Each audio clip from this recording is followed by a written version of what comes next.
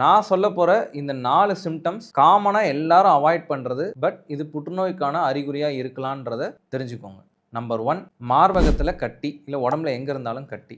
ஜென்ரலா எல்லாரும் கட்டினாலே அத சமீபத்துல ஏதோ அடிபட்டதோட ரிலேட் பண்ணிப்பாங்க. பட் எந்தவித கட்டினாலும் அது புற்றுநோய்க்கான தன்மை உடையதுன்றத மறந்துடாதீங்க. நம்பர் 2, ஜென்ரலா அசிடிட்டி அப்படின்னு சொல்லி உடனடி நிவாரணத்துக்காக மெடிக்கல் ஷாப்ல சிரப்பும் டேப்லெட்டும் வாங்கிட்டு இருப்பாங்க. ஆனா இது உணவு குழாய் இல்ல இரைப்பை புற்றுநோய்க்கான அறிகுறியா இருக்கலான்றதையும் மறந்துடாதீங்க. நம்பர் 3, மோஷன் போகும்போது பிளட் வருது, ரத்தம் வருது. இது ஜென்ரலா மூலம், பைல்ஸ் அப்படின்னு சொல்லிட்டு இக்னோர் பண்ணிடுவாங்க. ஆனா இது குடல், ஆசனவாய் இல்ல மலக்குடல் சார்ந்த புற்றுநோய்க்கான அறிகுறியா இருக்கலான்றதையும் மறந்துடாதீங்க. நம்பர் 4, வாய் பகுதி இல்ல தொண்டை பகுதியில் புண்ணு இருக்குது. ஜென்ரலா இது வந்து சாதாரண புண்ணு இல்ல பல்லுல கடிச்சுக்கிட்டேன் அப்படின்னு சொல்லி விட்டுருவாங்க.